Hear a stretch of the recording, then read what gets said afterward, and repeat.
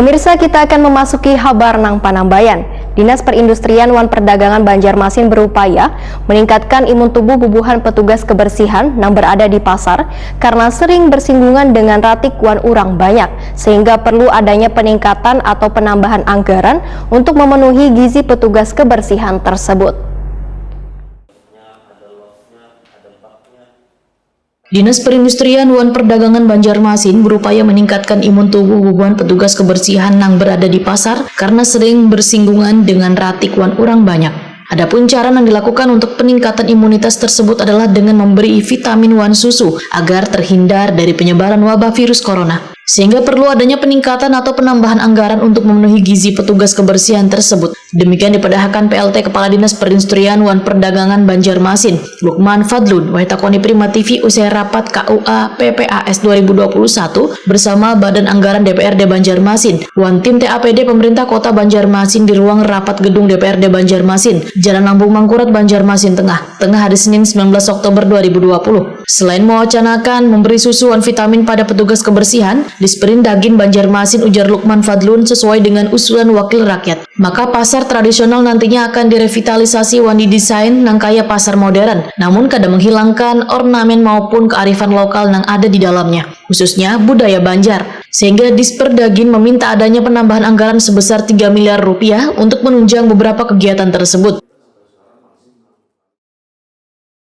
Itu anggarannya itu banyak itemnya, sekitar 3 miliar sekian. Pertama untuk promosi pariwisata, promosi untuk kerajinan yang industri lokal. Juga itu kita penambahan tentang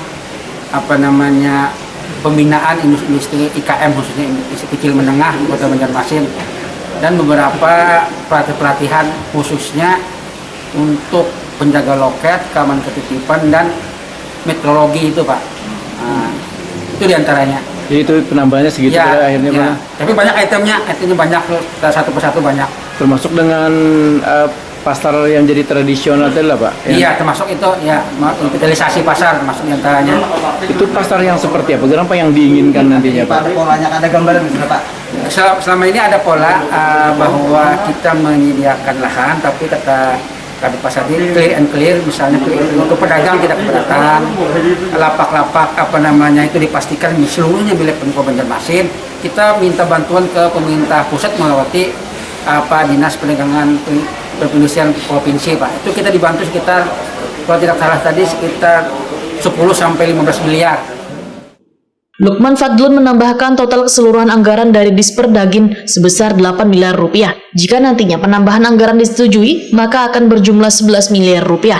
Lukman Fadlun berharap penambahan anggaran tersebut bisa terpenuhi, supaya fungsi dari Disperdagin dalam melakukan pembenahan bisa berjalan sesuai dengan perencanaan. Sementara itu, Wakil Ketua DPRD Banjarmasin, Muhammad Yamin, sangat setuju dengan adanya keinginan Disperdagin untuk menata pasar tradisional berkonsep modern tersebut. Namun politisi Partai Gerindra ini pun mengingatkan dinas terkait untuk menata pasar modern yang kini terus tumbuh di sekitar lingkungan warga, agar keberadaannya kada mematikan pasar tradisional.